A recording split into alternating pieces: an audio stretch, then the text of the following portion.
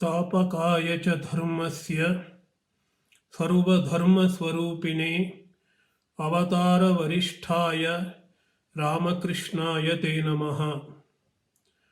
ಭಗವದ್ಭಕ್ತರಿಗೆಲ್ಲರಿಗೂ ಕೂಡ ನಮಸ್ಕಾರ. ಇವತ್ತು ನಾವು ವಿಚಾರ ಮಾಡ್ತಾ ಇರ್ತಕ್ಕಂಥ ವಿಷಯ ಏನಪ್ಪ ಅಂತಂದರೆ, ಆಧ್ಯಾತ್ಮಿಕ ಜೀವನದಲ್ಲಿ ರಾಗದ್ವೇಷಗಳ ನಿರ್ವಹಣೆ. ರಾಗ ಅಂತ ಹೇಳಿದರೆ ಅತಿಯಾಗಿರ್ತಕ್ಕಂತಹ ಪ್ರೀತಿ, ದ್ವೇಷ ಅಂತ ಹೇಳಿದರೆ ಅತಿಯಾಗಿರ್ತಕ್ಕಂತಹ ದ್ವೇಷ ಅನ್ನೋದು ನಮಗೆಲ್ಲ ಗೊತ್ತೇ ಇದೆ. ತಿರಸ್ಕಾರ ಮನೋಭಾವ, ಅದು ಬೇಡ ಬೇಡ ಅನ್ನುವಂತಹ ಒಂದು ರೀತಿಯ ನೇತ್ಯಾತ್ಮಕವಾಗಿರ್ತಕ್ಕಂತಹ ನೆಗೆಟಿವ್ ಆಗಿರ್ತಕ್ಕಂತಹ ಒಂದು ಮನೋಭಾವ. ನಮ್ಮ ಜೀವನದಲ್ಲಿ ನಾವು ಯಾವ ಅನುಭವವನ್ನು ಪಡ್ಕೊಂಡ್ರೂ ಕೂಡ ಇಲ್ಲ ರಾಗವನ್ನು ತೋರಿಸ್ತೇವೆ, ಇಲ್ಲ ದ್ವೇಷವನ್ನು ತೋರಿಸ್ತೇವೆ.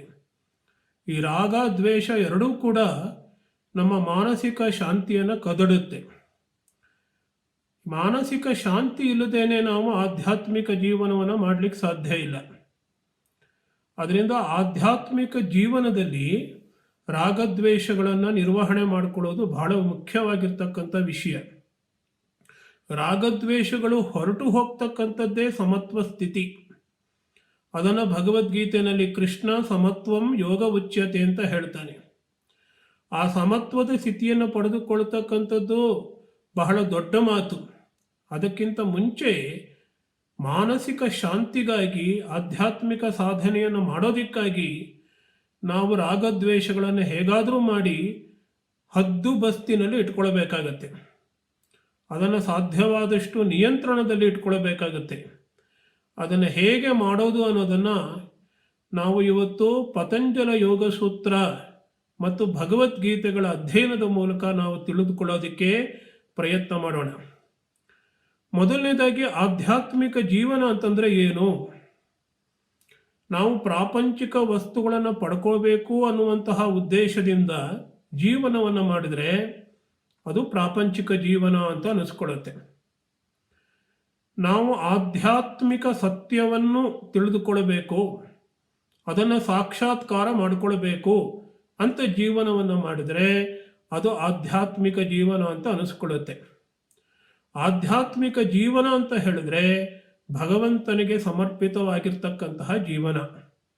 ಆಧ್ಯಾತ್ಮಿಕ ಜೀವನ ಅಂತ ಹೇಳಿದ್ರೆ ಈ ಅನಿತ್ಯವಾದ ವಸ್ತುಗಳಲ್ಲಿ ನಿತ್ಯವಾದದ್ದನ್ನು ಕಂಡುಕೊಳ್ತಕ್ಕಂತಹ ಪ್ರಯತ್ನ. ಆ ಅನ್ವೇಷಣೆಗೆ ನಮ್ಮ ಜೀವನವನ್ನು ಮುಡುಪಾಗಿಟ್ಟಿದ್ರೆ ಅದನ್ನು ನಾವು ಆಧ್ಯಾತ್ಮಿಕ ಜೀವನ ಅಂತ ಕರೀತೇವೆ. ಆಧ್ಯಾತ್ಮಿಕ ಸಾಧನೆ ಮತ್ತು ಆಧ್ಯಾತ್ಮಿಕ ಜೀವನ ಇವೆರಡರಲ್ಲಿ ಏನಾದರೂ ವ್ಯತ್ಯಾಸ ಇದೆಯಾ ಅಂತಂದರೆ ಏನೂ ವ್ಯತ್ಯಾಸ ಇಲ್ಲ. ನಮ್ಮ ಜೀವನನೇ ಸಾಧನೆ ಆದಾಗ ಅದು ಆಧ್ಯಾತ್ಮಿಕ ಜೀವನವಾಗುತ್ತೆ. ನಮ್ಮ ಸಾಧನೆಯೇ ಜೀವನವಾದಾಗ ಅದು ಆಧ್ಯಾತ್ಮಿಕ ಜೀವನವಾಗುತ್ತೆ. ಜೀವನ ಮತ್ತು ಸಾಧನೆಯಲ್ಲಿ ಯಾವ ವ್ಯತ್ಯಾಸವನ್ನು ಮಾಡಬಾರದು. ಇಡೀ ಜೀವನವೇ ಸಾಧನೆಯಾಗಬೇಕು, ಸಾಧನೆಯೇ ಜೀವನವಾಗಬೇಕು. ಇವುಗಳಲ್ಲಿ ಅವಿನಾಭಾವ ಇರಬೇಕು. ನಾವು ಮನೆಯ ಒಳಗೆ ಪೂಜೆ ಪುನಸ್ಕಾರ ಧ್ಯಾನ ಜಪ ಅಧ್ಯಯನಗಳನ್ನು ಮಾಡಿ ಮನೆಯಿಂದ ಹೊರಗೆ ಬಂದಾಗ ಅನ್ಯಾಯ ಅಕ್ರಮಗಳಲ್ಲಿ ತೊಡಗಿದ್ರೆ ಅದು ಆಧ್ಯಾತ್ಮಿಕ ಜೀವನ ಅಂತ ಅನಿಸ್ಕೊಳ್ಳೋದಿಲ್ಲ. ಅದನ್ನು ಆಷಾಢಭೂತಿತನ ಅಂತ ಕರಿಬೇಕಾಗತ್ತೆ. ಆಧ್ಯಾತ್ಮಿಕ ಜೀವನ ಅಂತಂದರೆ ಕಾಯ ವಾಚ ಮನಸ ಭಗವಂತನಿಗಾಗಿ ಸಮರ್ಪಿಸಿದಂತಹ ಜೀವನ. ಭಗವಂತನನ್ನು ಹೇಗಾದರೂ ಮಾಡಿ ನಾನು ಕಂಡುಕೊಳ್ಳಬೇಕು ಅಂತ ಪ್ರಯತ್ನ ಪಡ್ತಕ್ಕಂತಹ ಜೀವನ. ಇದರಲ್ಲಿ ಶ್ರೀರಾಮಕೃಷ್ಣರು ಹೇಳಿದ ಹಾಗೆ ಮನ ಮುಖ ಏಕ್ವರ ಅದಿರಬೇಕು. ಬಾಯಲ್ಲಿ ಮಾತನಾಡ್ತಕ್ಕಂಥದ್ದು, ಮನಸ್ಸಿನಲ್ಲಿ ಇನ್ನೊಂದು ಅದಿರಬಾರದು. ಈ ರೀತಿ ವೈಪರೀತ್ಯ ಇದ್ದರೆ ಅದು ಆಧ್ಯಾತ್ಮಿಕ ಜೀವನ ಸಾಧ್ಯವಾಗೋದಿಲ್ಲ. ಈ ಒಂದು ಆಧ್ಯಾತ್ಮಿಕ ಜೀವನದಲ್ಲಿ ಹಲವಾರು ಅಡೆತಡೆಗಳು ಬರುತ್ತೆ. ಅದರಲ್ಲಿ ಮುಖ್ಯವಾದದ್ದು ಅಂತಂದರೆ ನಮ್ಮೆಲ್ಲ ಅನುಭವಗಳಲ್ಲಿ ನಾವು ಅನುಭವಿಸುವಂತಹ ಈ ಒಂದು ರಾಗ ಮತ್ತು ದ್ವೇಷ. ಅದರಿಂದ ಈ ರಾಗ ಮತ್ತು ದ್ವೇಷಗಳನ್ನು ಹೇಗೆ ನಿರ್ವಹಣೆ ಮಾಡಿಕೊಳ್ಬೇಕು ಅನ್ನೋದನ್ನು ನಾವು ಕಲಿಬೇಕು. ಅದನ್ನು ಕಲಿಯೋದಕ್ಕಾಗಿ ಇವತ್ತು ನಾವು ಪ್ರಯತ್ನ ಮಾಡೋಣ. ಮೊದಲನೇದಾಗಿ ಯೋಗ ಅನ್ನುವಂತಹ ಪತಂಜಲಿ ಯೋಗ ಸೂತ್ರದಲ್ಲಿ ಮನಸ್ಸಿನ ಏಕಾಗ್ರತೆಯನ್ನು ಹೇಗೆ ಪಡ್ಕೊಳ್ಬೇಕು ಅಂತ ಅವ್ರು ಹೇಳ್ಕೊಡ್ತಾರೆ. ಮನಸ್ಸಿನ ಏಕಾಗ್ರತೆ ಇಲ್ಲದೇ ಇದ್ರೆ ಮನಸ್ಸಿನ ನಿಯಂತ್ರಣ ಸಾಧ್ಯ ಇಲ್ಲ. ಮನಸ್ಸಿನ ನಿಯಂತ್ರಣ ಸಾಧ್ಯ ಇಲ್ಲದಿದ್ದರೆ ಕೈವಲ್ಯ ಅಥವಾ ಮೋಕ್ಷ ಸಾಧ್ಯ ಇಲ್ಲ. ಇದು ಪತಂಜಲಿ ಯೋಗ ಸೂತ್ರದ ಒಂದು ಸಾರ ಸರ್ವಸ್ವ. ಯೋಗ ಚಿತ್ತವೃತ್ತಿ ನಿರೋಧ ಅನ್ನುವಂಥದ್ದು ಎರಡನೆಯ ಒಂದು ಸೂತ್ರ. ಯೋಗ ಅಂತ ಹೇಳಿದ್ರೆ ಮನಸ್ಸನ್ನ ನಿಯಂತ್ರಣದಲ್ಲಿ ಇಟ್ಕೊಳ್ತಕ್ಕಂಥದ್ದು, ಮನಸ್ಸಿನ ವೃತ್ತಿಗಳನ್ನು ಸಾಧ್ಯವಾಷ್ಟು ಕಡಿಮೆ ಮಾಡಿಕೊಳ್ತಕ್ಕಂಥದ್ದು, ಇರ್ತಕ್ಕಂತಹ ವೃತ್ತಿಗಳನ್ನು ಒಂದೇ ಒಂದು ಧ್ಯೇಯ ವಸ್ತುವಿನೊಡೆ ಹರಿಸುವಂಥದ್ದು. ಇದು ಯೋಗದ ಒಂದು ಉದ್ದೇಶ. ಮನಸ್ಸಿನ ವೃತ್ತಿಗಳು ಹಲವಾರು ರೀತಿಯಲ್ಲಿ ಇರುತ್ತೆ. ಕೆಲವೊಂದು ಬೇಕಾಗಿರುತ್ತೆ, ಕೆಲವೊಂದು ಬೇಡದೇ ಇರತಕ್ಕಂಥದ್ದಿರುತ್ತೆ. ಅವುಗಳೆಲ್ಲವನ್ನೂ ಕೂಡ ನಾವು ನಿಯಂತ್ರಣಗೊಳಿಸಬೇಕು. ಅದಕ್ಕಾಗಿ ಏನು ಮಾಡಬೇಕು? ಸಾಧ್ಯವಾದಷ್ಟು ಕಡಿಮೆ ವೃತ್ತಿಗಳನ್ನು ಮಾಡ್ಕೋಬೇಕು. ಆ ಕಡಿಮೆ ವೃತ್ತಿಗಳನ್ನು ಮಾಡಿಕೊಂಡು ಆ ವೃತ್ತಿಗಳನ್ನು ಒಂದೇ ಒಂದು ಧ್ಯೇಯ ವಸ್ತುವಿನಲ್ಲಿ ಏಕಾಗ್ರ ಚಿತ್ತದಿಂದ ಹರಿಯ ಬಿಡಬೇಕು. ಇದನ್ನು ಯೋಗದ ಉದ್ದೇಶ ಅಂತ ಕರೀತಾರೆ. ಇದನ್ನು ಸಾಧಿಸಬೇಕು ಅಂತ ಹೇಳಿದ್ರೆ ಕ್ಲೇಶಗಳು ಬರುತ್ತೆ ಅಂತ ಹೇಳ್ತಾರೆ. ಕ್ಲೇಶಗಳು ಅಂತಂದ್ರೆ ಏನು? ನಾವು ಯಾವುದಾದ್ರೂ ಒಂದು ಸಾಧನೆ ಮಾಡ್ತಾ ಇರಬೇಕಾದ್ರೆ ಅದರಲ್ಲಿ ಬರ್ತಕ್ಕಂತಹ ಹಲವಾರು ಅಡೆತಡೆಗಳನ್ನು, ಕಷ್ಟಗಳನ್ನು, ಕ್ಲೇಶ ಅಂದರೆ ಕಷ್ಟ, ನಾವು ಕನ್ನಡದಲ್ಲೂ ಕ್ಲೇಶ ಜಾಸ್ತಿ ಅಂತ ಹೇಳ್ತೇವೆ. ಆ ಕಷ್ಟಗಳನ್ನು ನಾವು ಕ್ಲೇಶಗಳು ಅಂತ ಕರೀತೇವೆ. ಆ ಕ್ಲೇಶಗಳನ್ನು ಶಿಥಿಲ ಮಾಡಬೇಕು ಅಂತ ಪತಂಜಲಿ ಯೋಗ ಸೂತ್ರ ಹೇಳುತ್ತೆ. ಆ ಕ್ಲೇಶಗಳನ್ನು ಶಿಥಿಲ ಮಾಡಿದಾಗ, ಇಲ್ಲಿ ಕ್ಲೇಶಗಳನ್ನು ಒಟ್ಟಾರೆ ನಾಶ ಮಾಡೋದು ಅಂತ ಹೇಳ್ತಾ ಇಲ್ಲ ನೋಡಿ, ಕ್ಲೇಶಗಳನ್ನು ಶಿಥಿಲ ಮಾಡ್ತಕ್ಕಂಥದ್ದು ಅಂತ ಹೇಳ್ತಾ ಇದೆ. ಕ್ಲೇಶಗಳನ್ನು ಶಿಥಿಲ ಮಾಡೋದು ಅಂತಂದ್ರೆ ಕಡಿಮೆ ಮಾಡ್ತಕ್ಕಂಥದ್ದು, ಅವುಗಳ ಒಂದು ಶಕ್ತಿಯನ್ನ ಕುಂದಿಸುವಂಥದ್ದು, ಅವುಗಳನ್ನು ದುರ್ಬಲ ಮಾಡತಕ್ಕಂಥದ್ದು ಅಂತ ಅರ್ಥ. ಹೀಗೆ ದುರ್ಬಲ ಮಾಡಿದಾಗ ಸಾಧಕನ ಚಿಂತನ ಶಕ್ತಿ ಅನ್ನುವಂಥದ್ದು ಹೆಚ್ಚುತ್ತೆ. ಸಾಧಕನ ಚಿಂತನಾ ಶಕ್ತಿ ಹೆಚ್ಚಾದಾಗ ಅವನಲ್ಲಿ ಏಕಾಗ್ರತೆ ಮೀಡುತ್ತೆ. ಅವಾಗೇನು ಮಾಡ್ತಾನವನು? ಅಗ್ನಿಯಲ್ಲಿ ಒಂದು ಬೀಜಗಳನ್ನು ಸುಟ್ಟಾಗ ಆ ಬೀಜಗಳು ಮತ್ತೆ ಮೊಳಕೆ ಬರೋದಿಲ್ಲ. ಅದೇ ರೀತಿ ನಮಗೆ ಈ ಸಂಸಾರ ಅನ್ನುವಂಥದ್ದು ಮತ್ತೆ ಬರೋದಿಲ್ಲ.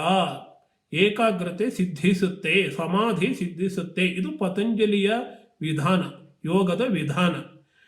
ಹಾಗಾದರೆ ಕ್ಲೇಶಗಳು ಯಾವ್ಯಾವುದು?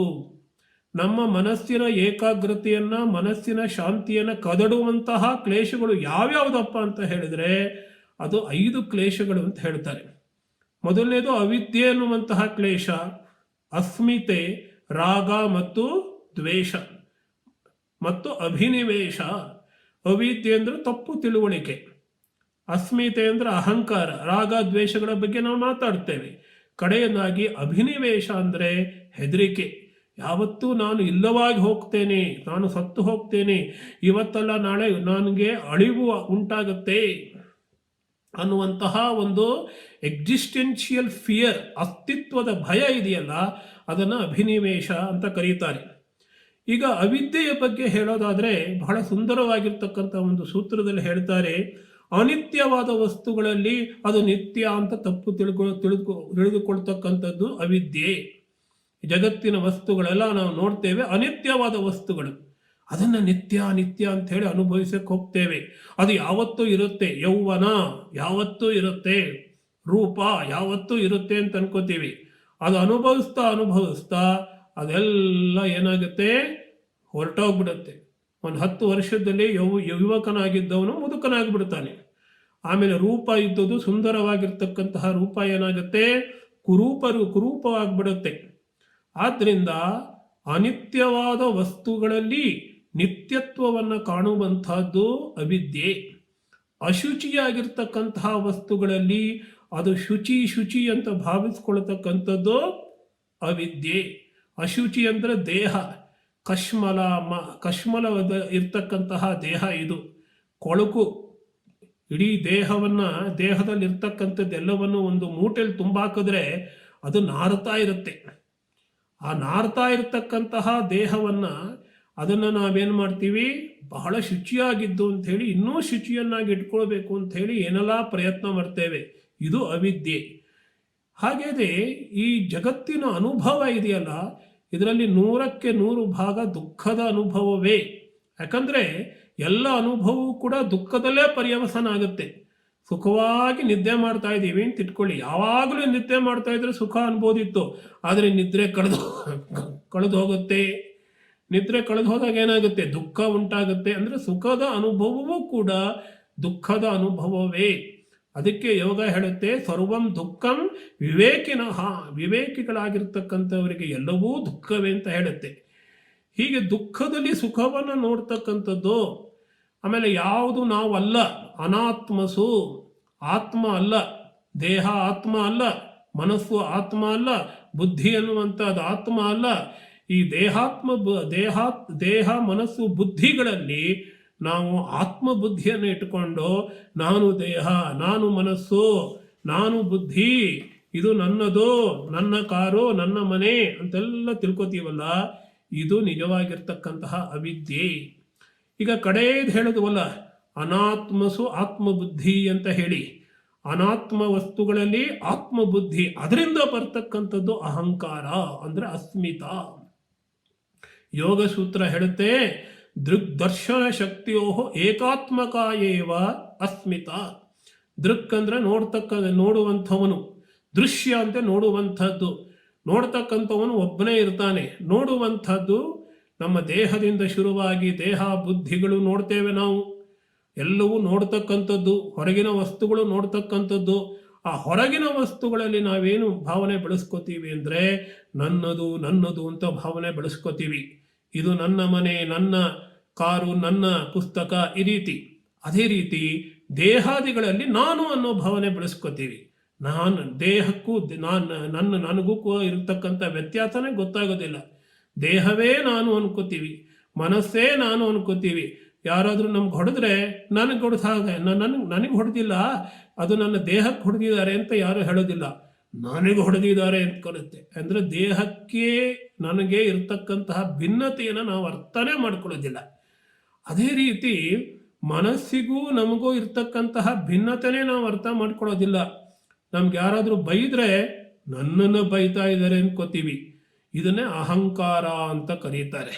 ಅಹಂಕಾರ ಅನ್ನುವಂಥದ್ದು ಇಲ್ಲವೇ ಇಲ್ಲ, ಅದು ತಪ್ಪು ತಿಳುವಳಿಕೆ. ಇದು ಯಾವಾಗ ದೇಹ ಮತ್ತು ಮನಸ್ಸುಗಳನ್ನು ನಾನು ಅನ್ಕೋತೀನೋ, ದೇಹ ಮತ್ತು ಮನಸ್ಸುಗಳಿಗೆ ಸಂಬಂಧಪಟ್ಟದ್ದನ್ನು ನನ್ನದು ಅನ್ಕೋತೀನೋ, ಅಲ್ಲಿ ಅಹಂಕಾರ ಅನ್ನುವಂತಹ ತಪ್ಪು ತಿಳುವಳಿಕೆ ಬರುತ್ತೆ. ಇಲ್ಲದೇ ಇರತಕ್ಕಂತಹ ವ್ಯಾಮೋಹ ಬರುತ್ತೆ, ಆಸಕ್ತಿ ಬರುತ್ತೆ. ಇದನ್ನೇ ಅಹಂಕಾರ, ಅಸ್ಮಿತ ಅಂತ ಕರೀತಾರೆ.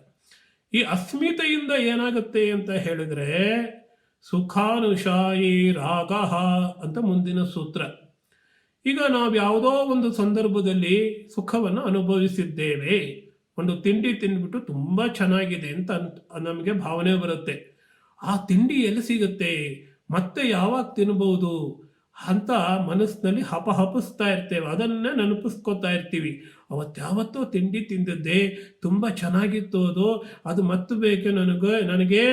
ಈ ರೀತಿ ಸುಖವನ್ನು ಅನುಭವಿಸಿ ಮತ್ತೆ ಮತ್ತೆ ಸ್ಮರಿಸ್ಕೊಳ್ಳೋದ್ರಿಂದ ಆ ಸ್ಮರಣೆಯಿಂದ ಆ ಸುಖದಲ್ಲಿ ಉಂಟಾಗ್ತಕ್ಕಂತಹ ಆಶೆ ಇದೆಯಲ್ಲ, ತೃಷ್ಣೆ ಇದೆಯಲ್ಲ, ಲೋಭ ಇದೆಯಲ್ಲ, ಅದನ್ನು ರಾಗ ಅಂತ ಕರೀತೇವೆ. ಈಗ ತಿಂಡಿ ತಿನ್ನಬೇಕಾದ್ರೆ ಏನು ಮಾಡಬೇಕು? ಅಂತಹ ಎಲ್ಲೋ ಒಂದು ಕಡೆ ಹೋಗಬೇಕು, ಈ ರೀತಿ ಮಾಡಬೇಕು. ಈ ರೀತಿ ಸುಖದಲ್ಲಿ ಮತ್ತು ಸುಖದ ಸಾಧನದಲ್ಲಿ ನಮಗೆ ಆಸಕ್ತಿ ಬರ್ತಾ ಹೋಗುತ್ತೆ, ಆಶೆ ಉಂಟಾಗುತ್ತೆ, ತೃಷ್ಣೆ ಹಪಹಪಿಕೆ ಉಂಟಾಗುತ್ತೆ, ಅದರಲ್ಲಿ ಲೋಭ ಉಂಟಾಗುತ್ತೆ. ನನಗೆ ಬೇಕು ಬೇಕು ಬೇಕು ಅನ್ನುವಂತಹ ತೀವ್ರತರನಾಗಿರ್ತಕ್ಕಂತಹ ಇಂಟೆನ್ಸಿಫೈಡ್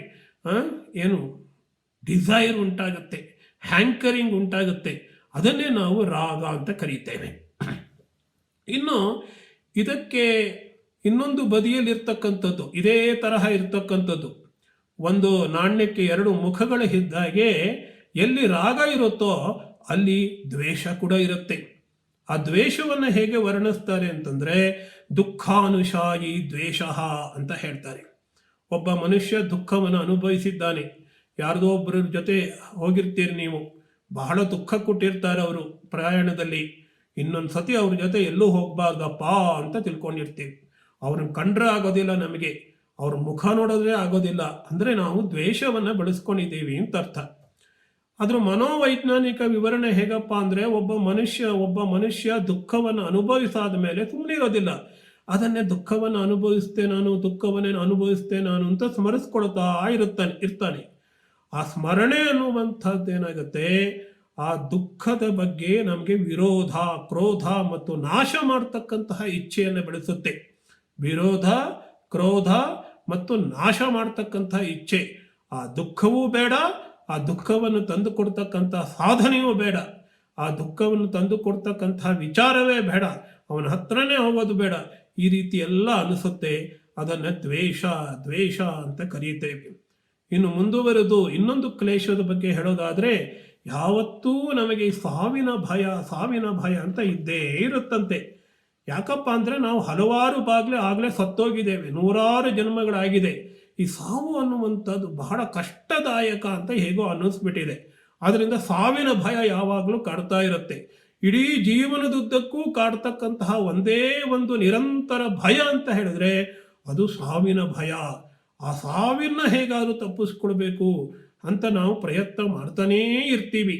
ಆ ಸಾವಿನ ಭಯ ಅನ್ನೋದಕ್ಕಿಂತಲೂ ಕೂಡ ಜೀವಕ್ಕೆ ಅಂಟಿಕೊಳ್ತಕ್ಕಂತಹ ಒಂದು ಅಟ್ಯಾಚ್ಮೆಂಟ್, ಆಸಕ್ತಿ, ನಾನು ಯಾವಾಗಲೂ ಇರಬೇಕು ಅಂತ ಆಸಕ್ತಿ, ಅದನ್ನ ಅಭಿನಿವೇಶ ಅಂತ ಕರೀತಾರೆ.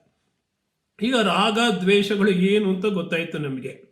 ಈಗ ರಾಗ ದ್ವೇಷಗಳು ಎಲ್ಲಿ ಆಕ್ಟ್ ಮಾಡುತ್ತೆ, ಎಲ್ಲಿ ಕೆಲಸ ಮಾಡುತ್ತೆ, ಹೇಗೆ ಹುಟ್ಕೊಳ್ಳುತ್ತೆ, ಇದನ್ನ ನಾವು ತಿಳಿಬೇಕಾದ್ರೆ ಭಗವದ್ಗೀತೆ ಓದಬೇಕು.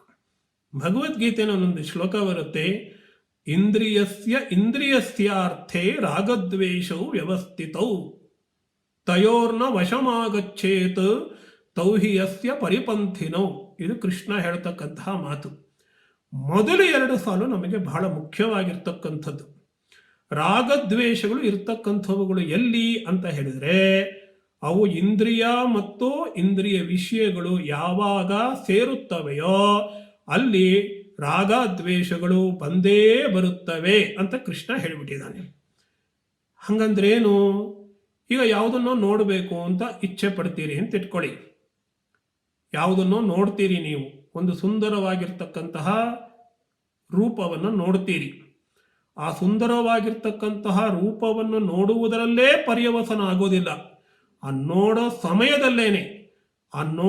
ಸಮಯದ ಅದೇ ಒಂದು ಸಮಯದಲ್ಲಿ ನೋಡ್ತಾ ಇರಬೇಕಾದ್ರೆ, ನೋಡೋದಕ್ಕೆ ಆರಂಭವಾದ ಕೂಡಲೇ ನಮಗೆ ಉಂಟಾಗ್ತಕ್ಕಂಥದ್ದು, ಅದನ್ನ ನಾವು ಇಚ್ಛೆ ಪಡ್ತೀವಿ, ಇಲ್ಲ ಅದನ್ನ ದ್ವೇಷ ಮಾಡ್ತೀವಿ.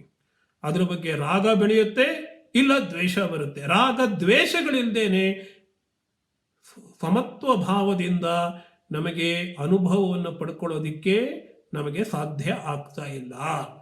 ಆದ್ರಿಂದನೇ ಯಾವುದೇ ಒಂದು ಅನುಭವ ಆದಾಗ ಅದು ನಮಗೆ ಇಷ್ಟ ಆಗತ್ತೆ, ಇಲ್ಲ ನಮಗೆ ಅದು ಬೇಡ ಅನಿಸುತ್ತೆ.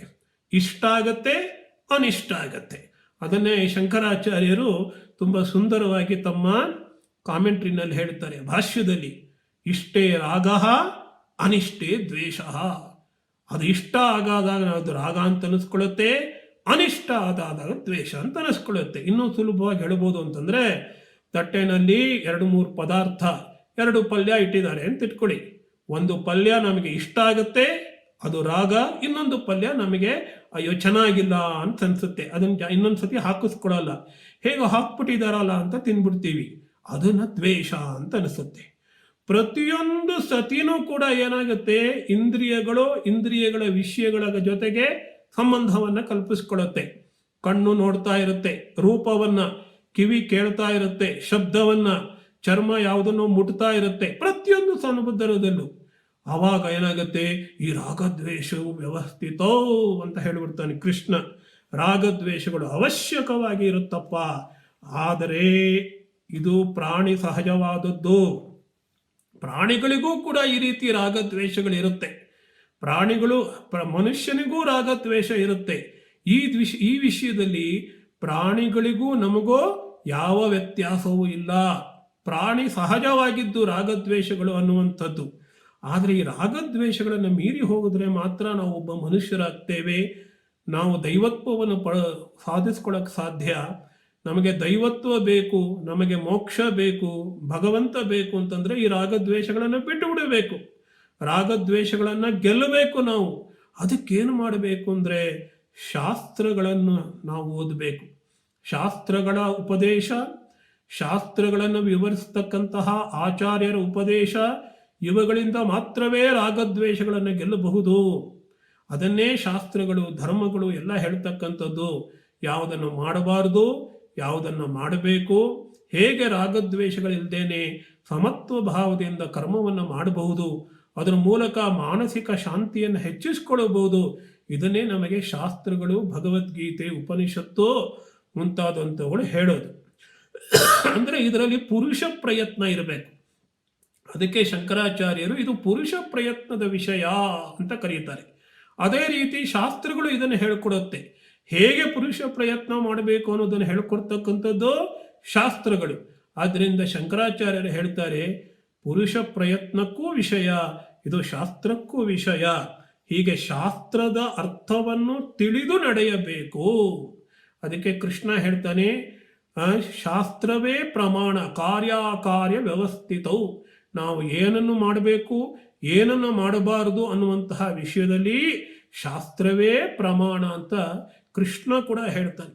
ಅದರಿಂದ ಶಂಕರಾಚಾರ್ಯರು ಹೇಳುವಂತಹ ವಿಷಯ ಏನಪ್ಪ ಅಂದರೆ, ಈ ಒಂದು ಶ್ಲೋಕಕ್ಕೆ ಅರ್ಥ ಬರೀತಾ, ಯಾವುದೇ ಕೆಲಸವನ್ನು ಮಾಡುವುದಕ್ಕೆ ಮೊದಲು ನಾವು ಶಾಸ್ತ್ರಗಳ ಮೂಲಕ ಅದನ್ನು ಹೇಗೆ ಮಾಡಬೇಕು, ಏನು ಮಾಡಬೇಕು, ಯಾವ ಮನೋಭಾವದಿಂದ ಮಾಡಬೇಕು ಅನ್ನೋದನ್ನು ಕರಿಬೇಕಂತೆ.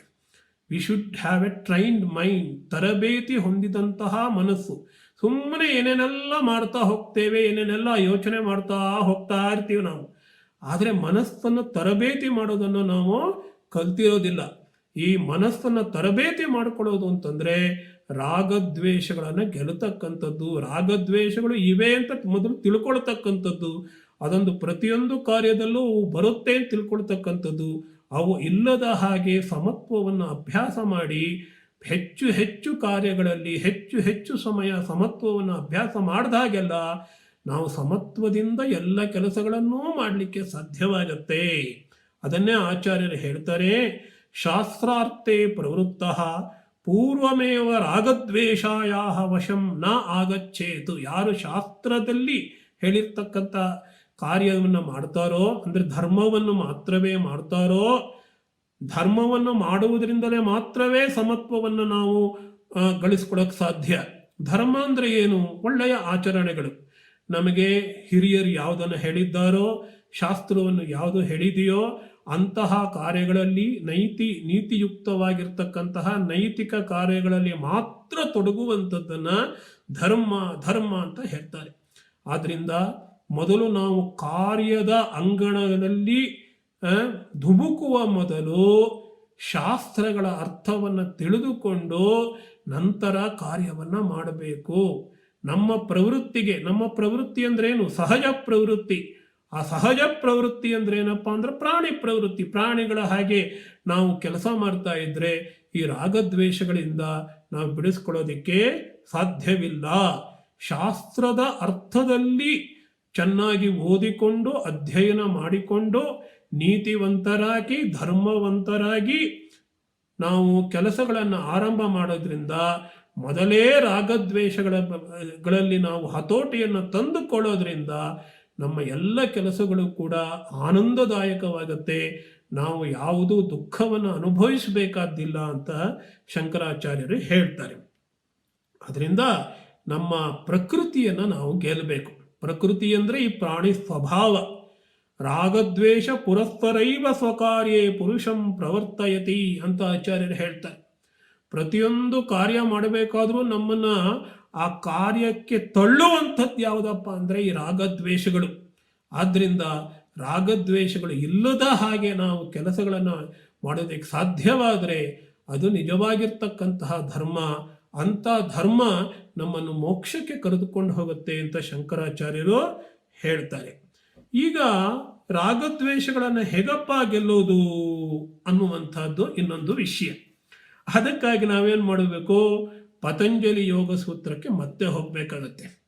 ಪತಂಜಲಿ ಯೋಗ ಸೂತ್ರದಲ್ಲಿ ವಿಕ್ಷಿಪ್ತವಾದ ಮನಸ್ಸನ್ನು ಏಕಾಗ್ರಗೊಳಿಸುವುದು ಹೇಗೆ ಅಂತಾನೆ ಹೇಳ್ಕೊಡ್ತಾರೆ. ವಿಕ್ಷಿಪ್ತ ಅಂದ್ರೆ ಅಲ್ಲಿ ಹರಡು ಹೋಗ್ತಾ ಇರ್ತಕ್ಕಂತಹ ಮನಸ್ಸು. ನಮಗೆ ನಿಯಂತ್ರಣದಲ್ಲೇ ಇಲ್ಲದ ಹಾಗೆ ನಮ್ಮ ಮನಸ್ಸು ಆ ಕಡೆ ಈ ಕಡೆ ಹೋಗ್ತಾ ಇದ್ದರೆ ಅದನ್ನು ವಿಕ್ಷಿಪ್ತ ಮನಸ್ಸು ಅಂತ ಕರೀತಾರೆ. ಅದನ್ನು ನಾವು ಏಕಾಗ್ರಗೊಳಿಸಬೇಕಾಗತ್ತೆ. ಹಾಗಾದರೆ ಏನು ಮಾಡಬೇಕು ಅಂತ ಕೇಳಿದಾಗ ತಪಸ್ಸು ಮಾಡಬೇಕಂತೆ, ಸ್ವಾಧ್ಯಾಯ ಮಾಡಬೇಕು. ಹಾಗೆ ಭಗವಂತನಲ್ಲಿ ನಮ್ಮ ಎಲ್ಲ ಕರ್ಮಗಳನ್ನು ಕೂಡ ನಾವು ಶರಣಾಗತರಾಗಿ ಸಮರ್ಪಿಸಿ ಬಿಡಬೇಕು. ಈ 3 ಉಪಾಯಗಳನ್ನು ಯೋಗ ನಮಗೆ ಹೇಳ್ಕೊಡುತ್ತೆ. ಅದನ್ನು ಕ್ರಿಯಾಯೋಗ ಅಂತ ಹೇಳುತ್ತೆ. ತಪಸ್ವಾಧ್ಯಾಯ ಈಶ್ವರ ಪ್ರಣಿಧಾನಾನಿ ಕ್ರಿಯಾಯೋಗ. ಅನಾದಿ ಕಾಲದಿಂದ ನಾವು ಯಾವುದರಿಂದ ಬಳಲ್ತಾ ಇದ್ದೇವೆ ಅಂತಂದರೆ ನಾವು ಮಾಡಿದಂತಹ ಕರ್ಮದಿಂದ ಬಳಲ್ತಾ ಇದ್ದೇವೆ. ಕರ್ಮವನ್ನು ಮಾಡ್ತೇವೆ, ಅದರ ಫಲವನ್ನು ಅನುಭವಿಸ್ತೇವೆ.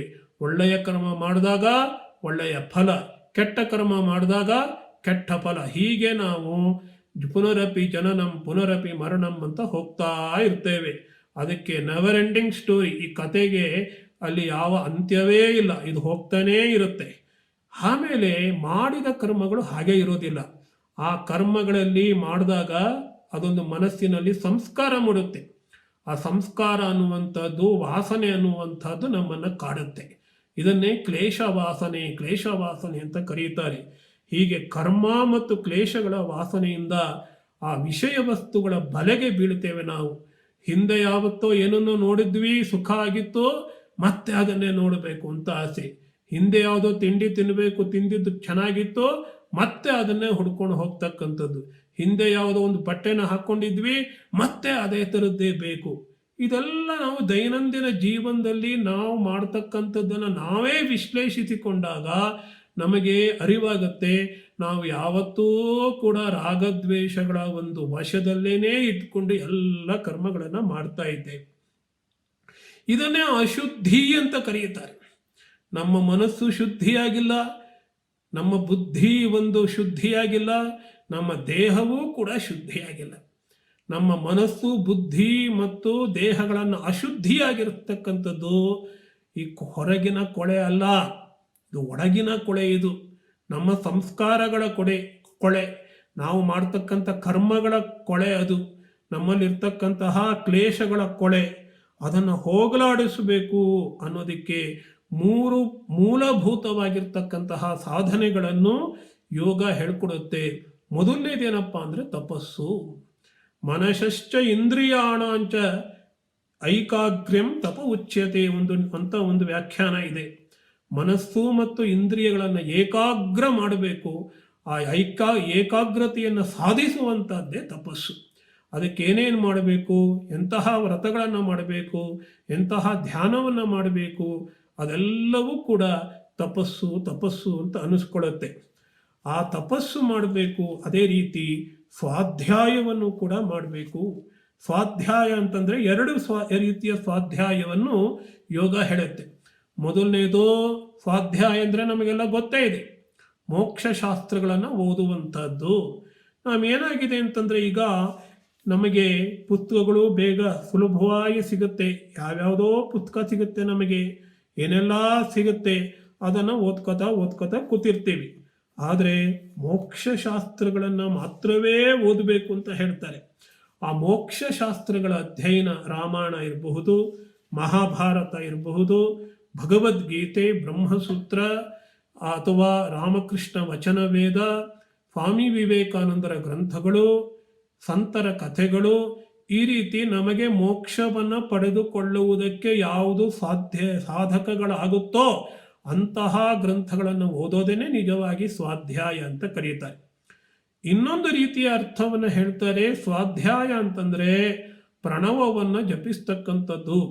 ಗುರುಗಳು ನಮಗೆ ಕೊಟ್ಟಿರ್ತಕ್ಕಂತಹ ಮಂತ್ರ ಏನಿದೆ ಅದನ್ನು ಶ್ರದ್ಧೆಯಿಂದ ಜಪ ಮಾಡ್ತಕ್ಕಂಥದ್ದು ಕೂಡ ಸ್ವಾಧ್ಯಾಯ ಅಂತ ಕರೀತಾರೆ. ಎಲ್ಲಕ್ಕಿಂತ ಮುಖ್ಯವಾಗಿ ನಾವು ಮಾಡುವಂತಹ ಯಾವುದೇ ಕರ್ಮ ಇರ್ಬೋದು, ಆ ಕರ್ಮವನ್ನು ಲೌಕಿಕ ಮತ್ತು ಅಲ್ಲಿ ಪಾರಮಾರ್ಥಿಕ ಅಂತ ಭೇದ ಮಾಡೋದು ಅವಶ್ಯಕತೆ ಇಲ್ಲ. ಹೀಗೆ ಕರ್ಮಗಳನ್ನು ಪಾರಮಾರ್ಥಿಕವಾದದ್ದು, ಲೌಕಿಕವಾದದ್ದು ಅಂತ ಭೇದ ಮಾಡದೇನೆ ಎಲ್ಲ ಕರ್ಮಗಳನ್ನು ಕೂಡ ಭಗವಂತನಿಗೆ ಅರ್ಪಿಸುವಂಥದ್ದು ಈಶ್ವರ ಪ್ರಣಿಧಾನ. ತಪಸ್, ಸ್ವಾಧ್ಯಾಯ, ಈಶ್ವರ ಪ್ರಣಿಧಾನ ಈ ಮೂರು ಸೇರಿ ಕ್ರಿಯಾಯೋಗ ಅಂತ ಅನಿಸ್ಕೊಳ್ಳುತ್ತೆ. ಈ ಕ್ರಿಯಾಯೋಗವನ್ನೇ ವಿಸ್ತಾರವಾಗಿ ಅಷ್ಟಾಂಗ ಯೋಗಗಳನ್ನಾಗಿ ಪತಂಜಲಿ ಉಪದೇಶ ಮಾಡ್ತಾರೆ. ಆ ಅಷ್ಟಾಂಗ ಯೋಗಗಳಲ್ಲಿ ಮೊದಲನೇದೇನಪ್ಪ ಅಂತಂದರೆ ಯಮ. ಅಹಿಂಸಾ, ಸತ್ಯ, ಅಸ್ತೇಯ, ಬ್ರಹ್ಮಚರ್ಯ ಮತ್ತು ಅಪರಿಗ್ರಹ. ಏಕಾಗ್ರತೆಗಾಗಿ ನಾವು ಪ್ರಯತ್ನ ಮಾಡ್ತಾ ಇರಬೇಕಾದ್ರೆ ಈ ಮೇಲಿನ ಯಮಗಳಿಗೆ ವಿರುದ್ಧವಾದ ಭಾವನೆಗಳು ನಮಗೆ ಬರಬಹುದು. ಅಹಿಂಸೆಯನ್ನು ಅಭ್ಯಾಸ ಮಾಡ್ತಾ ಇರಬೇಕಾದ್ರೆ ಹಿಂಸೆಯ ಭಾವನೆ ಬರ್ಬೋದು. ನಾನು ಸುಳ್ಳು ಹೇಳೋದಿಲ್ಲ ಅನ್ನುವಂತಹ ಸತ್ಯದ ಸಾಧನೆಯನ್ನು ಮಾಡ್ತಾ ಇರಬೇಕಾದ್ರೆ ಸುಳ್ಳು ಹೇಳೋಣ ಅನ್ನುವಂತಹ ಒಂದು ಪ್ರತಿಪಕ್ಷ ಭಾವನೆ ಅಂತ ಕರೀತಾರೆ, ವಿರುದ್ಧದ ಭಾವನೆ, ಅದು ಬರ್ಬೋದು. ಅದೇ ರೀತಿ ಅಸ್ತೇಯ, ಕಳ್ಳತನ ಮಾಡೋದಿಲ್ಲ ಅನ್ನುವಂತಹ ಭಾವನೆ ಬಂದಾಗ ಕಳ್ಳತನ ಮಾಡಿಬಿಡೋಣ, ಭ್ರಷ್ಟಾಚಾರ ಮಾಡೋಣ ಅನ್ನುವಂತಹ ಭಾವನೆ ಬರ್ಬೋದು. ಹಾಗೆ ಬ್ರಹ್ಮಚರ್ಯಕ್ಕೆ ವಿರುದ್ಧವಾದ ಭಾವನೆ ಬರ್ಬೋದು. ಅಪರಿಗ್ರಹ, ಹಣವನ್ನು ಸಂಗ್ರಹಿಸೋಣ ಅಂತ ಹೇಳಿ ಭಾವನೆ ಬರ್ಬೋದು. ಎಲ್ಲ ಭಾವನೆಗಳ ಜೊತೆ ನಾವು ಹೋರಾಡಬೇಕಾಗತ್ತೆ. ಇದೆಲ್ಲ ಯಾಕೆ ಹೇಳ್ತಾ ಇದ್ದೀನಿ ಅಂತಂದರೆ ಇದರಲ್ಲೆಲ್ಲ ನಮಗೆ ರಾಗದ್ವೇಷಗಳು ಓತಪ್ರೋತವಾಗಿ ಒಂದು ಹಣದುಕೊಂಡಿರುತ್ತೆ. ಇದೆಲ್ಲ ವಿರುದ್ಧವಾದ ತಪ್ಪು ಭಾವನೆಗಳನ್ನು ಬೆಳೆಸ್ಕೊಳ್ಬೇಕಾದ್ರೆ ನಮಗೆ ರಾಗದ್ವೇಷಗಳಿರುತ್ತೆ. ಯಾವತ್ತೂ ಕೂಡ ನಾವು ರಾಗದ್ವೇಷಗಳ ಜೊತೆಗೆ ಹೋರಾಡಬೇಕಾಗತ್ತೆ. ಅದರಿಂದನೇ ಈ ರಾಗದ್ವೇಷಗಳ ಜೊತೆ ಹೋರಾಡಬೇಕಾದ್ರೆ ನಾವು ಅಹಿಂಸೆ, ಸತ್ಯ, ಅಸ್ತೇಯ, ಬ್ರಹ್ಮಚರ್ಯ, ಅಪರಿಗ್ರಹಗಳು ಬಂದಾಗ ಅವುಗಳನ್ನು ಸಾಧನೆ ಮಾಡಬೇಕಾದ್ರೆ ಅವುಗಳಿಗೆ ವಿರುದ್ಧವಾದ ಭಾವನೆ ಬಂತಂದರೆ ಪ್ರತಿಪಕ್ಷ ಭಾವನೆಯನ್ನು ನಾವು ಬೆಳೆಸ್ಕೊಳ್ಬೇಕಾಗತ್ತೆ. ಇದು ಕೂಡ ರಾಗದ್ವೇಷಗಳ ನಿರ್ವಹಣೆಯಲ್ಲಿ ಪ್ರಮುಖ ಪಾತ್ರವನ್ನು ವಹಿಸುತ್ತೆ. ಇನ್ನು ಒಂದೊಂದೇ ಯೋಗದಲ್ಲಿ ನಾವು ರಾಗದ್ವೇಷಗಳನ್ನು ಹೇಗೆ ನಾವು ನಿರ್ವಹಣೆ ಮಾಡಬಹುದು ಅಂತಂತಂದರೆ ಅದಕ್ಕಾಗಿ ಕೃಷ್ಣ ನಮಗೆ ಹಲವಾರು ಉಪದೇಶಗಳನ್ನು ಮಾಡ್ತಾನೆ ಭಗವದ್ಗೀತೆಯಲ್ಲಿ. ತುಲ್ಯನಿಂದ ಸ್ತುತಿರ್ಮೌನಿ ಸಂತುಷ್ಟೋ ಏನ ಕೇನಚಿತ್. ನಮಗೆ ಯಾವತ್ತೂ ಕೂಡ ನಿಂದೆ ಬೇಡ, ನಿಂದೆಯನ್ನು ದ್ವೇಷಿಸ್ತೇವೆ. ಎಲ್ಲರೂ ನಮಗೆ ಹೊಗಳುತ್ತಾ ಇರಬೇಕು, ಅವಾಗ ರಾಗ. ಈ ತುಲ್ಯನಿಂದ ಸ್ತುತಿರ್ಮೌನಿ, ತುಲ್ಯ ನಿಂದೆಗಳು ಬಂದಾಗ ಆ ಸಮತ್ವ ಭಾವನೆಯನ್ನು ಬೆಳೆಸಿಕೊಂಡು ಯಾವತ್ತೂ ಶಾಂತವಾಗಿರೋದನ್ನು ತುಲ್ಯನಿಂದ ಸ್ತುತಿರ್ಮೌನಿ ಅಂತ ಹೇಳ್ತಾರೆ. ಹಾಗೆ ಸಂತೋಷ, ಎಲ್ಲ ರೀತಿಯ ಸಂದರ್ಭಗಳಲ್ಲೂ ಕೂಡ ನಾವು ಸಂತೋಷವಾಗಿರಬೇಕು ಅಂದರೆ ಮತ್ತೆ ಈ ರಾಗದ್ವೇಷಗಳ ನಿರ್ವಹಣೆ ಅತ್ಯಂತ ಅವಶ್ಯಕ, ನಿಗ್ರಹ ಅತ್ಯಂತ ಅವಶ್ಯಕ. ಆಮೇಲೆ ಯೋಗ, ಕರ್ಮಯೋಗದ ಮೂಲ ತತ್ವ ಏನು? ಸಮತ್ವಂ ಯೋಗ ಉಚ್ಯತೆ. ಎಲ್ಲ ಕೆಲಸಗಳಲ್ಲೂ ಕೂಡ ಅದು ಸಿದ್ಧಿಯೋ ಅಸಿದ್ಧಿಯೋ, ಜಯವೋ ವಿಜಯವೋ, ಯಶಸ್ಸೋ ವಿಫಲತೆಯೋ, ಎಲ್ಲದರಲ್ಲೂ ಕೂಡ ಸಮತ್ವ ಭಾವನೆಯನ್ನು ನಾವು ಬೆಳೆಸ್ಕೊಳ್ಬೇಕು. ಅದಕ್ಕಾಗಿ ರಾಗದ್ವೇಷಗಳ ನಿರ್ವಹಣೆ ಬಹಳ ಮುಖ್ಯ. ಇವೆಲ್ಲ ಒಂದು ಆದರ್ಶಗಳು. ಆ ಆದರ್ಶಗಳು ಇವತ್ತು ನಾಳೆ ನಾವು ನಮ್ಮ ಜೀವನದಲ್ಲಿ ಸಾಕ್ಷಾತ್ಕಾರ ಮಾಡಿಕೊಳ್ಳೋದಕ್ಕಾಗದೇ ಇರಬಹುದು. ಆದರೆ ಅದರ ದಾರಿಯಲ್ಲಿ ಸ್ವಲ್ಪವಾದರೂ ನಡೆದರೆ ನಮಗೆ ಎಷ್ಟೋ ಮಾನಸಿಕ ಶಾಂತಿ ನಮಗೆ ಬರುತ್ತೆ.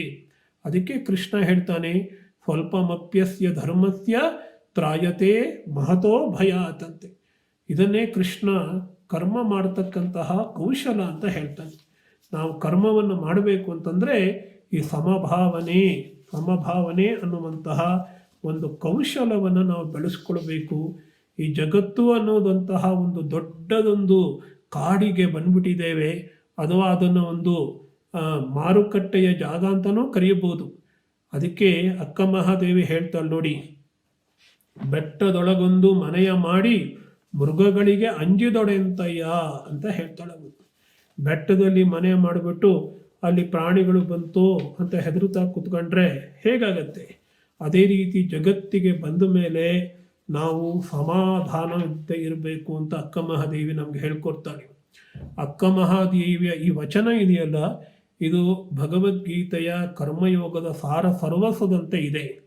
ಬೆಟ್ಟದ ಮೇಲೊಂದು ಮನೆಯ ಮಾಡಿ ಮೃಗಗಳಿಗೆ ಅಂಜಿದೊಡೆಂತಯ್ಯ, ಸಮುದ್ರದ ತಡೆಯಲೊಂದು ಮನೆಯ ಮಾಡಿ ನೆರೆ ತೊರೆಗಳಿಗೆ ಅಂಜಿದೊಡೆಂತಯ್ಯ, ಸಂತೆಯೊಳಗೊಂದು ಮನೆಯ ಮಾಡಿ ಶಬ್ದಕ್ಕೆ ನಾಚಿದೊಡೆಂತಯ್ಯ, ಚನ್ನಮಲ್ಲಿಕಾರ್ಜುನ ದೇವ ಕೇಳಯ್ಯ, ಲೋಕದೊಳಗೆ ಪುಟ್ಟಿದ್ದ ಬಳಿಕ ತುತಿ ನಿಂದೆಗಳು ಬಂದೆಡೆ ಮನವ ಕೋಪವ ತಾಳದೆ ಸಮಾಧಾನಿಯಾಗಿರಬೇಕು.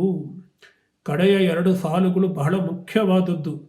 ಲೋಕದೊಳಗೆ ಹುಟ್ಟಿದ್ದ ಬಳಿಕ ತುತಿ ನಿಂದೆಗಳು ಬಂದೆಡೆ ಮನದಲ್ಲಿ ಕೋಪವ ತಾಳದೆ ಸಮಾಧಾನಿಯಾಗಿರಬೇಕು. ಈ ಮನಸ್ಸು ಸಮಾಧಾನವಾಗಿ ಇರಬೇಕು ಅಂತ ಹೇಳಿದ್ರೆ, ಯಾವುದೇ ಕೆಲಸವನ್ನು ಆರಂಭ ಮಾಡುವ ಮುಂಚೆ ನಮ್ಮ ಇಂದ್ರಿಯಗಳು ಇಂದ್ರಿಯ ವಸ್ತುಗಳ ಜೊತೆಗೆ ಸಂಪರ್ಕವನ್ನು ಬೆಳೆಸಿಕೊಳ್ಳುವ ಮುಂಚೆ ರಾಗದ್ವೇಷಗಳ ಮೇಲೆ ನಮ್ಮ ಹತೋಟಿಯನ್ನು ನಾವು ಇಟ್ಟುಕೊಂಡೇ ಇರಬೇಕಾಗತ್ತೆ. ಇದೇ ಕರ್ಮಯೋಗದ ರಹಸ್ಯ. ಕರ್ಮಯೋಗದ ರಹಸ್ಯವೇ ಈ ರಾಗದ್ವೇಷಗಳ ನಿರ್ವಹಣೆಯಲ್ಲಿ ಇದೆ. ಇದನ್ನೇ ಕೃಷ್ಣ ಬಹಳ ಸ್ವಾರಸ್ಯವಾಗಿ ಹೇಳ್ತಾನೆ. ಏನಪ್ಪ ಅವನು ಹೇಳ್ತಾನೆ ಅಂತ ಹೇಳಿದ್ರೆ, ಮಾಂ ಅನುಸ್ಮರ ಯುದ್ಧ ಅಂತ ಹೇಳ್ತಾನೆ. ನೀನು ಯುದ್ಧವನ್ನು ಮಾಡಬೇಕು, ನನ್ನನ್ನು ಸ್ಮರಿಸ್ಕೊಳ್ತಾನೆ ಇರಬೇಕು. ಯುದ್ಧವನ್ನು ಬಿಡುವಂಥದ್ದಿಲ್ಲ. ಯುದ್ಧ ಅಂದರೆ ಯಾವುದೇ ಕರ್ಮವನ್ನು ಮಾಡ್ತಾ ಇರಬೇಕು. ಅದೇ ಸಮಯದಲ್ಲಿ ನನ್ನ ಸ್ಮರಣೆಯನ್ನು ಮಾಡಬೇಕು. ಈ ವಾಕ್ಯದಲ್ಲಿ 4 ಯೋಗಗಳ ಸಮನ್ವಯವನ್ನು ಕಾಡ್ತೇವೆ. ಯುದ್ಧ ಅಂತಂದರೆ ಕರ್ಮವನ್ನು ಮಾಡ್ತಾ ಇರಬೇಕು. ಎಂತಹ ಕರ್ಮ? ಯಾವತ್ತೂ ಕೂಡ ನಿಸ್ವಾರ್ಥ ಭಾವನೆಯಿಂದ ಕರ್ಮ ಮಾಡಬೇಕು. ಅದೇ ರೀತಿ ಅದ್ರ ಜೊತೆ ಸ್ಮರಣೆ ನಡೀತಾ ಇರಬೇಕು. ಮನಸ್ಸಿನಲ್ಲಿ ಏಕಾಗ್ರ ಚಿತ್ತದಿಂದ ಭಗವಂತನ ಧ್ಯಾನ ಕೂಡ ನಡೀತಾ ಇರಬೇಕು. ಧ್ಯಾನ ಯೋಗ, ರಾಜಯೋಗ ಬಂತಲ್ಲಿ ಯಾರು? ಮಾಮ್ ಅಂದರೆ ಯಾರು? ಭಗವಂತನನ್ನೇ ನೆನೆಸ್ಕೊಳ್ಬೇಕು. ಹಾಗಾದರೆ ಭಗವಂತ ಯಾರು ಅಂತ ನಮಗೆ ಚೆನ್ನಾಗಿ ಗೊತ್ತಿರಬೇಕು. ಭಗವಂತ ಯಾರು ಅಂತ ನಮಗೆ ಚೆನ್ನಾಗಿ ಗೊತ್ತಿದ್ದಾಗ ಅವನ ಸ್ಮರಣೆ ಮಾಡಲಿಕ್ಕೆ ಸಾಧ್ಯ. ಅಲ್ಲಿ ಜ್ಞಾನಯೋಗವೂ ಬಂತು. ನಾವು ಯಾರನ್ನು ಸ್ಮರಣೆ ಮಾಡ್ತೀವಿ? ನಮಗೆ ಯಾರು ಅತಿ ಪ್ರೀತಿ ಪಾತ್ರರಾದವರು ಅವರ ನೆನಪನ್ನು ನಾವು ಮಾಡ್ಕೋತೀವಿ.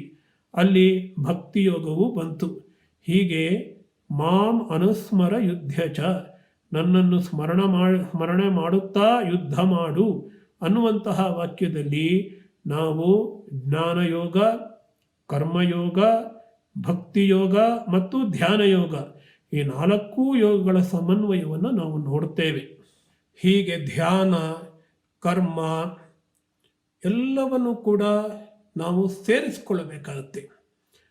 ಯುದ್ಧ ಅನ್ನೋದರಲ್ಲಿ ಕರ್ಮವನ್ನು ಮಾಡುವಂಥದ್ದು, ಧ್ಯಾನ ಸ್ಮರಣೆ ಅನ್ನುವಂಥದ್ರಲ್ಲಿ ಧ್ಯಾನ ಬರುತ್ತೆ, ಮಾಮ್ ಅನ್ನೋದರಲ್ಲಿ ನಮಗೆ ಭಗವಂತನ ಜ್ಞಾನ ಬೇಕು ಅಂತ ಬರುತ್ತೆ. ನಾವು ಸ್ಮರಣೆ ಮಾಡಬೇಕಾದ್ರೆ ನಾವು ಯಾರ್ಯಾರನ್ನೂ ಸ್ಮರಣೆ ಮಾಡೋದಕ್ಕಾಗೋದಿಲ್ಲ. ಯಾರನ್ನು ನಾವು ಪ್ರೀತಿಸುತ್ತೇವೆಯೋ ಅವರನ್ನು ಮಾತ್ರವೇ ನಾವು ಸ್ಮರಣೆ ಮಾಡಲಿಕ್ಕೆ ಸಾಧ್ಯ. ಅದರಿಂದ ಭಗವಂತನಲ್ಲಿ ಭಕ್ತಿಯನ್ನು ಕೂಡ ಮಾಡಬೇಕು ಅನ್ನುವಂಥದ್ದು ಬರುತ್ತೆ. ಹೀಗೆ ಮಾಂ ಅನುಸ್ಮರ ಯುದ್ಧ ಅನ್ನೋದರಲ್ಲಿ 4 ಯೋಗಗಳ ಸಮನ್ವಯವನ್ನು ನಾವು ನೋಡ್ತೇವೆ. ಇನ್ನು ಪ್ರತ್ಯೇಕವಾಗಿ ಜ್ಞಾನಯೋಗದಲ್ಲಿ ನಾವು ನೋಡೋದಾದರೆ, ಜ್ಞಾನಯೋಗದ ಮೂಲಕ ರಾಗದ್ವೇಷಗಳನ್ನು ಹೇಗೆ ನಿಯಂತ್ರಿಸಿಕೊಳ್ಳಬಹುದು ಅನ್ನೋದನ್ನು ನೋಡೋದಾದರೆ, ಜ್ಞಾನಯೋಗದಲ್ಲಿ ಮುಖ್ಯವಾದದ್ದು ಆತ್ಮಾನಾತ್ಮ ವಿಚಾರ. ಆತ್ಮ ಅಂತಂದರೆ ನಾವು ಚೈತನ್ಯ ವಸ್ತು, ನಾವು ಭಗವಂತನ ಒಂದು ಭಾಗ ಅಥವಾ ಭಗವತ್ ಸ್ವರೂಪವೇ ನಾವಾಗಿದ್ದೇವೆ. ನಾವು ದೇಹವಲ್ಲ, ಮನಸ್ಸಲ್ಲ, ಬುದ್ಧಿಯಲ್ಲ ಅಂತ ತಿಳಿದುಕೊಳ್ಳತಕ್ಕಂಥದ್ದೇ ಆತ್ಮಾನಾತ್ಮ ವಿಚಾರ. ಆತ್ಮ ಅಂದರೆ ಚೈತನ್ಯ ವಸ್ತು, ಅನಾತ್ಮ ಅಂದರೆ ಜಡವಸ್ತು. ದೇಹ, ಮನಸ್ಸು, ಬುದ್ಧಿಗಳು ಅನಾತ್ಮ ವಸ್ತುಗಳು. ಆತ್ಮ ಅದಕ್ಕಿಂತ ಪ್ರತ್ಯೇಕವಾದದ್ದು.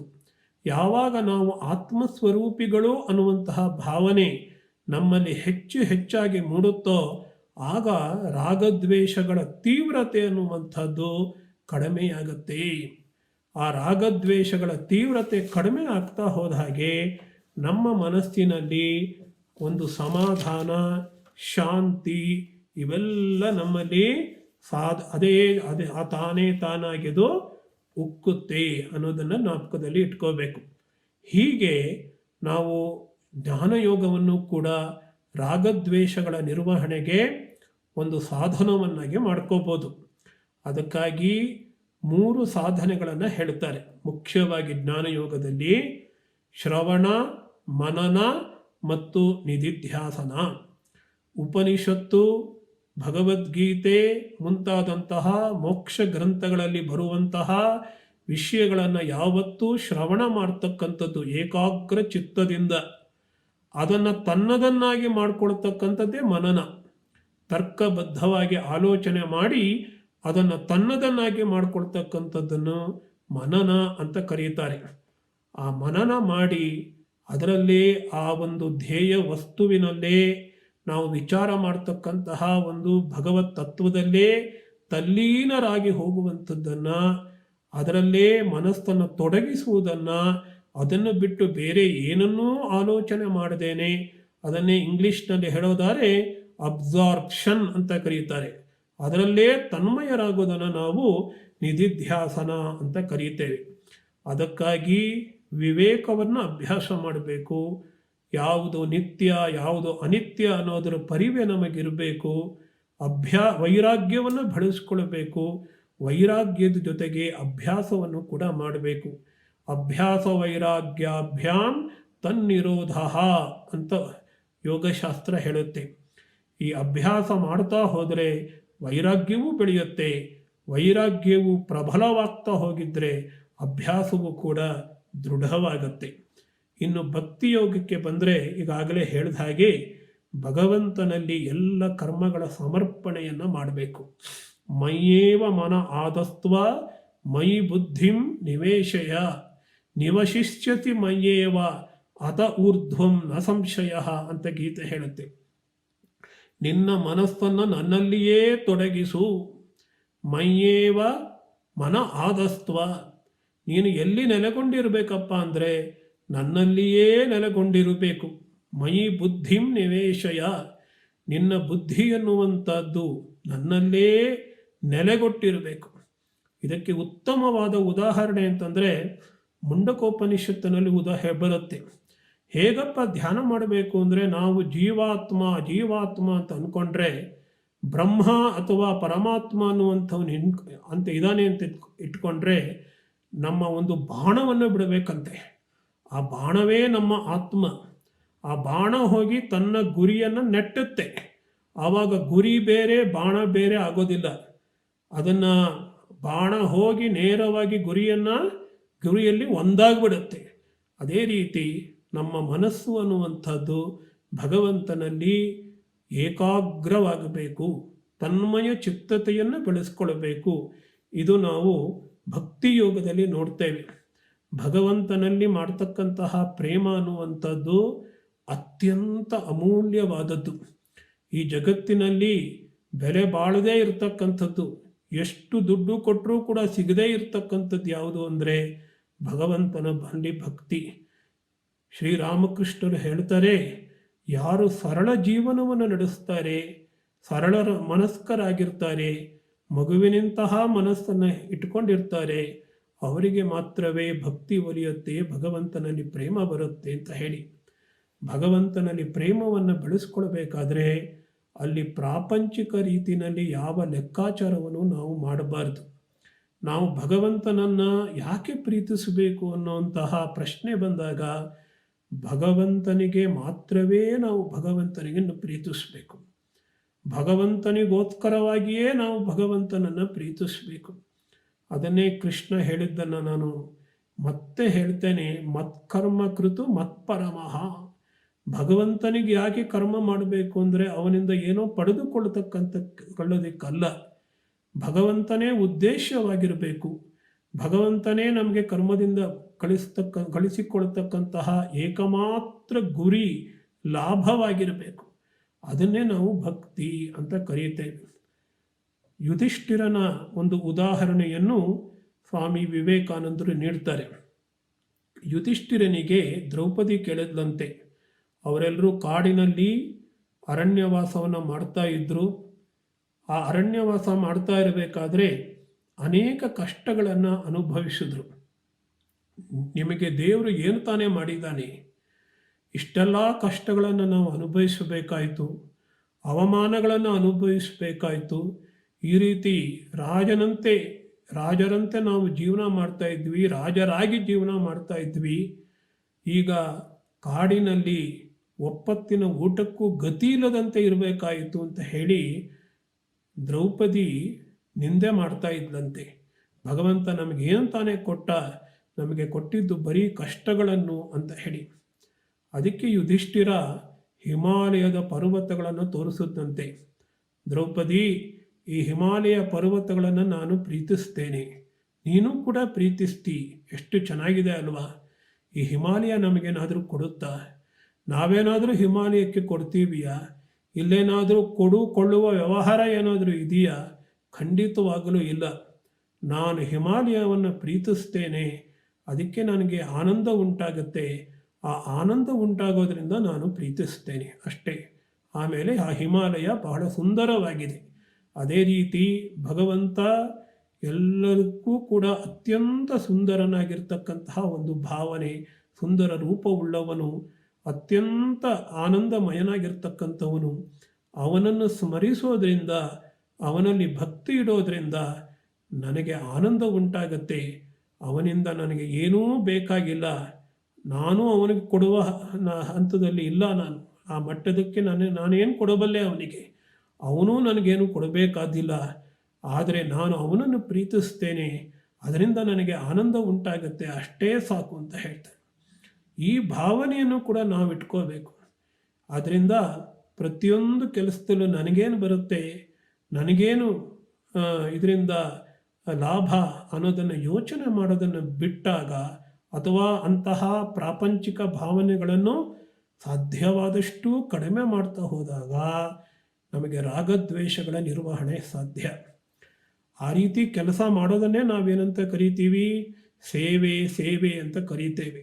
ಸೇವೆಯಲ್ಲಿ ಈ ರೀತಿಯ ಲಾಭದ ಒಂದು ಮನೋಭಾವ ಇರೋದಿಲ್ಲ.